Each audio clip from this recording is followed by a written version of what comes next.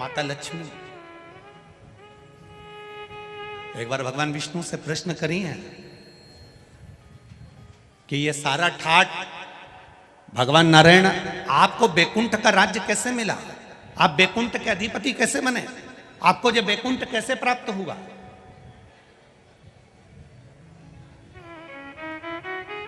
राम जी महाराज, भगवान विष्णु आप राम जी के अवतार हुए, राम जी बनकर आपने अयोध्या का राज्य भोगा, कृष्ण का अवतार लिया, द्वारका का राज्य भोगा, मथुरा का राज्य भोगा, ब्रज का राज्य भोगा।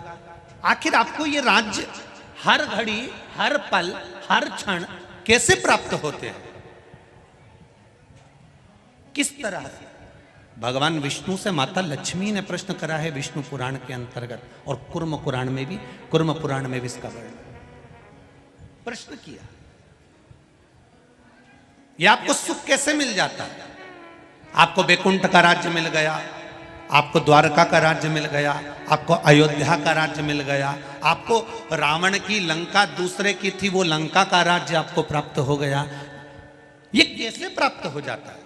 भगवान विष्णु ने अपनी धर्म पत्नी माता लक्ष्मी से कहा, लक्ष्मी मैं प्रतिदिन शंकर के शिवलिंग की आराधना करता हूं। लक्ष्मी जी ने कहा, क्या नाथ मैं शिवलिंग की आराधना कर सकती हूं? क्या मैं शंकर के शिवलिंग का पूजन कर सकती हूं, उसकी आराधना कर सकती हूं? भगवान कहते हैं, भगवान विष्णु ने माता लक्ष्मी से कहा, लक्ष्मी सारे देवी देवताओं ने अलग अलग शिवलिंग का निर्माण करा। किसी ने पारद का शिवलिंग बनाया, किसी ने मोती का शिवलिंग बनाया, किसी ने स्फटिक का शिवलिंग बनाया, किसी ने स्वर्ण का शिवलिंग बनाया, किसी ने हीरे का शिवलिंग बनाया, किसी ने पन्ना का शिवलिंग बनाया। तुम्हारी मर्जी पड़े, तुम वो शिवलिंग का निर्माण करो। माता लक्ष्मी ने सुंदर आनंद के साथ एक पुखराज का शिवलिंग का निर्माण करा और सुंदर माता ने उस शिवलिंग की आराधना और पूजन करना प्रारंभ कर दिया। अब क्या मिला माता लक्ष्मी जी को? लक्ष्मी जी को मिला क्या?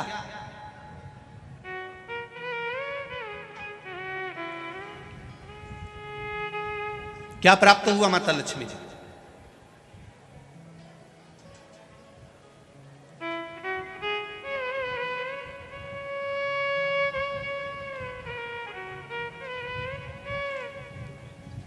भगवान कृष्ण की प्रिया है राधिका जी, राधिका जी के प्रिय हैं भगवान कृष्ण। राम जी को बीच में कुब्जा भी मिली, सुपनखा भी मिली, पर मेरे नारायण को बहुत कुछ प्राप्त हुआ, पर आज भी लक्ष्मी जी को क्या मिला है? तो कहा, लक्ष्मी तुम किस चीज के लिए शिव जी की आराधना कर रही हो? लक्ष्मी जी कहती हैं, बस आपके चरण की सेवा मुझे दिन रात मिले। नारायण कहते हैं, मैं तो भगवान शिव के सेवा में लगा रहता हूं और आप मेरे चरण की सेवा मांग रही हो? तो मेरे चरण की सेवा ऐसे नहीं मिल सकती। कोई देगा तो वो देवाधिदेव महादेव ही दे सकते। घोर तप माता लक्ष्मी ने करना प्रारंभ करा। शिवलिंग का स्नान कराती, शंकर भगवान का अभिषेक करती, शंकर भगवान की पूजन करती, शिव जी का सुंदर आनंद से श्रृंगार करती। मेरे देवाधिदेव महादेव, मेरे काल अधिपति महाकाल राजा, मेरे विश्वनाथ भगवान स्वयं उस शिवलिंग में से प्रकट होकर बोले, लक्ष्मी तुम्हें क्या चाहिए? लक्ष्मी जी कहती हैं, प्रभु आपने मेरा विवाह नारायण के साथ तो कर दिया, पर नारायण दिन रात आपकी सेवा में लगे रहते हैं, तो उनके चरण मुझे नहीं मिल पाते। शंकर भगवान ने कहा, मैं वचन देता हूं लक्ष्मी, तू नारायण के चरणों में सदा विराजमान मिलेगी।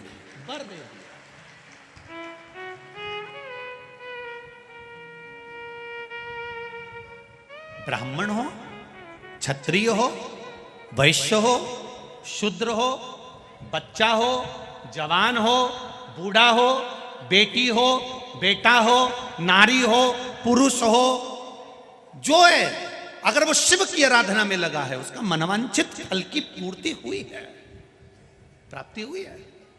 और कोई तुमसे कहे कि स्त्री शंकर भगवान का आराधना कर सकती है, पूजन कर सकती है, तो दूर नहीं जाना। ये जो शिव पुराण है हमारे पास में, गीता प्रेस गोरखपुर की, उसका दर्शन मैं आपको करा देता हूँ। ये शिव पुराण गीता प्रेस गोरखपुर की है, तुम भी बाजार से लेकर आना। इसका 73 नंबर का पेज निकाल कर पढ़ना विद्येश्वर संहिता में से। उसमें लिखा हुआ है, जो नारी शंकर भगवान का स्नान कराती है, श्रृंगार करती है, पूजन करती है, वो संसार सागर से मुक्त होकर मां पार्वती की परम सखी बनकर विराजमान होती है। यह विद्येश्वर संहिता कह रहे।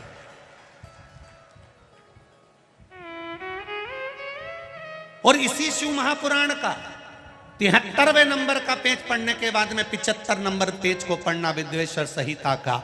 उसमें लिखा है, जो शंकर भगवान को जल चढ़ाकर उस जल का आचमन करता है वो 3 ताप से दूर हो जाता है। ये मेरा निवेदन है आस्था चैनल वालों से।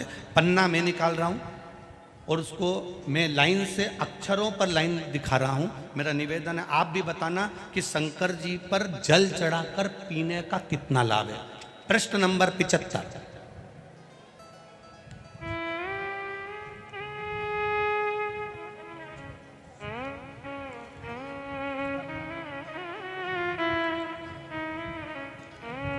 अब आस्था चैनल से निवेदन है, और आप सब भी एलसीडी पर ध्यान देंगे, और अपने अपने मोबाइल पर भी, जितने लोग टीवी पर कथा सुन रहे हैं वो, मोबाइल पर सुनने वाले वो, जो लोग कहते हैं शिव जी पर जल चढ़ा हुआ नहीं पीना चाहिए, उसके लिए मेरे वेद व्यास जी लिख रहे हैं, पेज नंबर 75 विद्येश्वर संहिता। ध्यान रखिएगा, जो मनुष्य, उंगली पर ध्यान देंगे जो टीवी पर चल रही है, जो मनुष्य शिवलिंग को विधि पूर्वक स्नान कराकर उस स्नान के जल का 3 बार आचमन करता है, उसके कायिक, वाचिक और मानसिक तीनों प्रकार के पाप शीघ्र नष्ट हो जाते हैं। ये शिव पुराण। अब शंकर भगवान के शिवलिंग पर चढ़ा हुआ नैवेद्य, शंकर भगवान के शिवलिंग पर चढ़ा हुआ प्रसाद खा सकते हैं कि नहीं खा सकते? कोई कहता है महाराज जी स्वान की योनि हो जाएगी, कुत्ता बन जाओगे, कोई कहेगा ये बन जाओगे, कोई कहेगा वो बन जाओगे। अब उसको पढ़िए, पेज नंबर 75 शिव महापुराण विद्येश्वर संहिता। मेरी उंगली चल रही, वहां पर ध्यान देना। भगवान शिव का नैवेद्य अग्रह है। इस भगवान भावना को मन से निकाल दें कि शिव जी का चढ़ा हुआ प्रसाद नहीं खाया जाता, ये भावना मन से निकालें।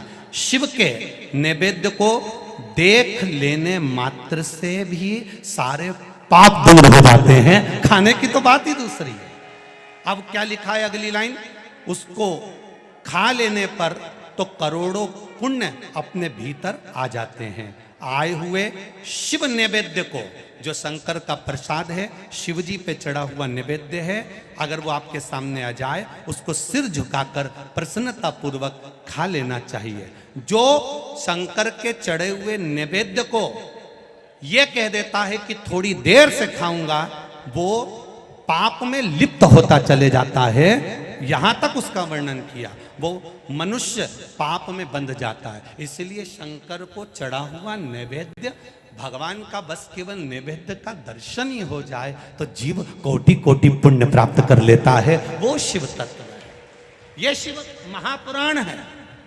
अब आज के जमाने में नए नए पंथ बन गए, नए नए पंथ चल गए, तो उन्होंने अपने को उठाने के लिए शंकर जी की निंदा कर दी। शिव जी के मंदिर मत जाना, शंकर का प्रसाद मत लेना, शिव जी को देखना मत, शंकर के द्वार मत जाना।